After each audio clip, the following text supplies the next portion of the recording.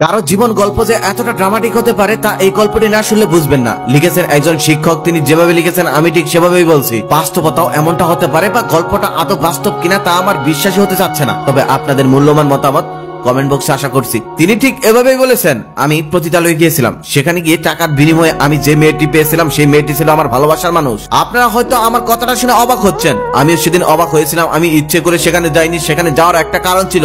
আমার ভাগ্য সেদিন আমাকে ওখানে টেনে নিয়ে গিয়েছিল। আমি একটা কুষ্টিয়ার সরকারি কলেজের শিক্ষক। তাহলে শুনুন আমার পতিতালয়ে যাওয়ার সেই কাহিনী। আমার নাম জোনায়েদ, বাসা কুষ্টিয়া। আমি যখন খুব ছোট্ট ছিলাম তখন আমার মা মারা যায়। মা মারা যাওয়ার পর আমার বাবা আরো একটি মেয়েকে বিয়ে করে আনে। আমার সেই নতুন মা ছিল অত্যন্ত সুন্দরী। যখন আমরা দুই ভাই বোন ছোট ছিলাম তখন আমাদের ভালোই আদর যত্ন করে মানুষ করতো। তবে আমরা যতই বড় হচ্ছিলাম ততই আমাদের উপর অত্যাচার বেড়েই যাচ্ছিল। আমার বাবা আমাকে স্কুলে ভর্তি করিয়ে দেয়, কিন্তু সৎ মা স্কুলে যেতে দিত না। আমার আপুকে দিয়ে বাড়ির সমস্ত কাজ করিয়ে নিত। এত কাজ করতে করতে আপুর খুব কষ্ট হতো। সারাদিন আমাদেরকে দুই বেলা খাবার দিত, তাও অল্প একটু। আমার বাবা এসব কিছুই জানতো না, কারণ সে ভোরবেলা দোকানে চলে যেত, রাতের বেলা বাসায় ফিরত। ততক্ষণে আমরা ঘুমিয়ে যেতাম। এমনও হয়েছে বাবার সাথে 1 মাস আমাদের দেখাই হয় নাই। বাবা আমাদের খোঁজ খবর নিত না। সে হয়তো ভাবতো সৎ মা আমাদেরকে ভালোই রেখেছে। আপুকে দিয়ে বাড়ির সকল কাজ করিয়ে নিত। সকালবেলা গোয়াল থেকে গরু ছাগল বের করা, বাড়ি ঘর ছাদ দেওয়া, থালা বাসন পরিষ্কার করা, রান্না করা, সমস্ত কিছুই ওই ছোট্ট মেয়েটাকে দিয়ে করানো হতো। যদি কখনো আপুর একটু কাজ করতে দেরি হতো তখন তাকে অনেক মারধর করতো। তখন সে কান্না করতো। আর মায়ের সময় আমি যদি কখনো কাছে যেতাম তাহলে আমাকেও মারতো। তাই আমি ভয়ে কখনোই তার কাছে যেতাম না। একটা গেরস্ত বাড়ির যত কাজ তার সমস্ত কাজ আপুকে দিয়ে করানো হতো। আমাকে দিয়ে গরু ছাগলের ঘাস কাটানো হতো ও গরু ছাগল নিয়ে মাঠে পাঠিয়ে দেওয়া হতো। আর আমরা যদি কখনো কাজ না করতে চাইতাম তাহলে আমাদেরকে প্রচুর মারধর করতো। এমনকি ঠিক মতো ভাতও খেতে দিত না আমাদের। আপুই মাছ মাংস রান্না করতো, কিন্তু আমাদের কপালে জুটতো ডাল ভাত, তাও আবার অল্প, যেগুলো খেয়ে 3 গ্লাস পানি খাওয়া লাগতো। আবার সৎ মায়ের পরিবার থেকে মাঝে মাঝে আত্মীয় আসতো, মিষ্টি ফলমূল অনেক কিছু নিয়ে আসতো, তবে আমাদের কখনোই দিত না। ছোট ছিলাম তো তাই লোভ হতো। একদিন আমি আর আপু 2টি মিষ্টি চুরি করে খেয়েছিলাম, তবে শান্তি পাইনি। সেই মিষ্টি খাওয়ার পর মা জেনে যায় আর প্রচুর মারধর করে আমাদের। বিশ্বাস করেন তারপর থেকে আমি আর জীবনে কখনো মিষ্টি ছুঁয়ে দেখিনি। সৎ মা আমাদের সাথে বাবার সামনে একটু ভালো আচরণ করলেও বাবার অগোচরে চলতো এরকম কঠিন অত্যাচার। আমি কখনোই নিয়মিত স্কুলে যেতে পারতাম না। মাঝে মাঝে স্কুলে যেতাম আর রাতে লেখাপড়া করতাম আর দিনে করতাম সমস্ত কাজ। এভাবে চলে গেল কিছু বছর। আমি তখন ক্লাস 9-এ পড়ি। এত বড় হয়েছি, তবে কখনোই আমাদেরকে নতুন পোশাক কিনে দেওয়া হতো না। বাবা যদি কখনো মাঝে মাঝে কিনে দিত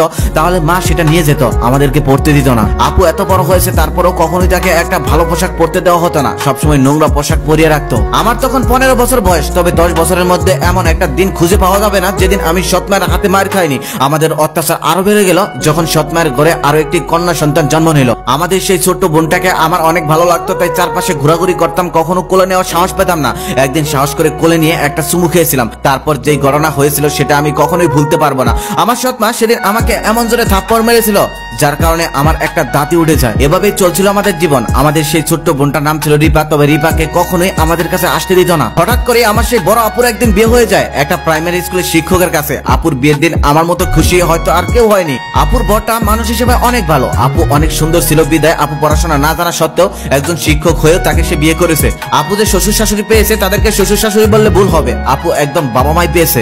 আপু অনেক সুখে আছে, এগুলো সৎ মায়ের সহ্য হতো না। আপুর বিয়ে হয়ে যাওয়ার পর আমার অত্যাচার আরো বেড়ে যায়। আমাকে মেয়েদের কাজগুলো এখন করতে হয়। আমি সেই সমস্ত কাজ করার সময় আমার ছোট্ট বোন রিপা যদি আমাকে হেল্প করতে আসতো তাহলে মা ওকে বকা দিত আর বলতো ওই অপরাধের কাছে কখনোই যাবি না, গেলে তোকে মেরেই ফেলবো। আমাকে আমার সৎ মা কেমন খাবার দিত রিপা তো সব জানতো। রিপা আমার সৎ বোন হলেও আমি কখনোই ওকে সৎ চোখে দেখিনি। আর রিপাও আমাকে অনেক ভালোবাসতো, কখনোই সৎ ভাই হিসেবে দেখেনি। রিপার রুম থেকে আমার রুমে আসার একটা দরজা ছিল। প্রত্যেকদিন রিপা ওর খাবার বেশি বেশি নিয়ে রুমে আসতো।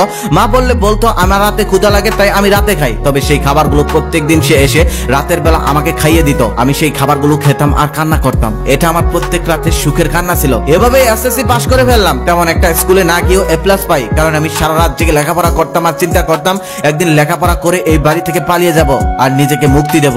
আমি সবসময় ভাবতাম ইন্টার পাসটা কোন রকম করেই বাড়ি থেকে আমি পালাবো। তারপর 2 বছরের মধ্যে ইন্টার পরীক্ষা দিলাম, ইন্টারেও ভালো রেজাল্ট করলাম। তারপরও আমার সৎ মা রোজই আমাকে মারতো। আস্তে আস্তে বাবা অত্যাচার শুরু করলো, কারণ সেই সৎ মা ছিল অত্যন্ত সুন্দরী। তার কথা যদি আমার বাবা না শুনতো তাহলে সে বলতো বাড়ি থেকে চলে যাব, আর এই বয়ে বাবা সমস্ত কথাই তার শুনতো। তারপর একদিন অত্যাচার সহ্য করতে না পেরে চলে যায় আপুর বাসায়। আপুর বাসা ছিল রাজশাহীতে। সেখানে যাওয়ার পর আপু এত খুশি হয়েছিল যে আমাকে দেখার পর 10 মিনিট জড়িয়ে ধরে কান্না করেছিল। এমন দৃশ্য দেখে আপুর বাসা সবাই সেদিন কান্না করে দিয়েছিল। সেই বাসায় সবাই ছিল শিক্ষিত মানুষ, শুধু আপুই লেখাপড়া জানতো না। তবে দুলাভাই এখন আপুকে বই এনে পড়িয়ে অনেকটা শিখিয়ে ফেলেছে। এখন আপু ইংরেজিতে কথাও বলতে পারে। আপুর একটি ফুটফুটে বাবু হয়েছে। তারপর আমি সেখান থেকে লেখাপড়া শুরু করলাম। অনেক কষ্ট করে রাজশাহী বিশ্ববিদ্যালয়ে চান্স পেয়ে গেলাম। আপুর বাসায় আসার পর থেকে আর কখনোই মা বাবার সাথে কথা বলিনি। ছোট বোন মাঝে মাঝে ওর ম্যামের ফোন দিয়ে ফোন দিত, বাড়ি থেকে ফোন দিতে পারতো না ভয়ে।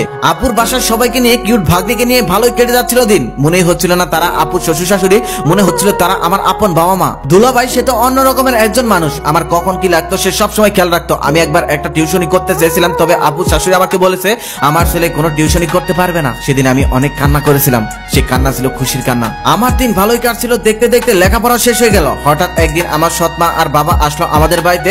শুনলাম তারা নাকি আমাকে নেওয়ার জন্য এসেছে। আমি সেদিন যেতে চাইনি, কিন্তু ছোট বোন রিপা আর আপুর কথায় সেদিন আমার কুষ্টিয়া ফিরে যেতে হয়েছিল। বাসায় আসার পর সৎমা ভালোই ব্যবহার করতো, ভালোই খেয়াল রাখতো। এদিকে প্রত্যেকদিন আমি আপুর সাথে ফোনে কথা বলতাম। তার কিছুদিন পর বাড়ির কাছে একটা সরকারি কলেজে চাকরি পেয়ে যাই ভালো রেজাল্ট থাকার কারণে। ভালোই চলছিল দিন। এভাবে চলতে চলতে কিছুদিন পর একটা এতিম মেয়ের সাথে আমার সম্পর্ক হয়। ওর বাবা মা ছোট কালে মারা গেছে। ও মামার বাড়িতে থেকে মানুষ হয়েছে। মেয়েটার নাম হলো নিন্দা। নিন্দা আবার অনার্স থার্ড ইয়ারের পরে ওর সাথে পরিচয় হয়েছিল ওর মামার সাথে। ওর মামা আমাদের কলেজেরই প্রফেসর। নিন্দা যদিও শ্যামলা ছিল, কিন্তু দেখতে অনেক মায়াবী। ওর দিকে একবার তাকালে চোখ ফেরানোই যায় না। নিন্দার মামা তখন বুঝে গিয়েছিল আমাদের মধ্যে কোনো সম্পর্ক আছে, তবে তিনি কোনো আপত্তি করেনি। তিনিও ঠিক করেছিলেন তিনি নাকি নিন্দাকে আমার সাথে বিয়ে দিবেন। এদিকে বাসা থেকে সৎমা চাপ দিতে লাগলো, কারণ তার বোনের মেয়েকে নাকি আমাকে দিয়ে আনবে। কিন্তু আমি সেটা সোজাসুজি না বলে দেই। আর না বলার পর থেকে আবার আমার সৎমা আমার সাথে খারাপ আচরণ করতে শুরু করে। আমি সেদিন কিছুটা বুঝতে পেরেছিলাম এতদিন আমার সাথে একটু ভালো আচরণ করার কারণটা। ওই সময় একটা ছেলে নিন্দাকে প্রত্যেকদিন বিরক্ত করত। তারপর আমি ওই ছেলেকে প্রচুর মারধর করেছিলাম। ছেলেটা নেশা করছিল আর যাওয়ার সময় বলে গিয়েছিল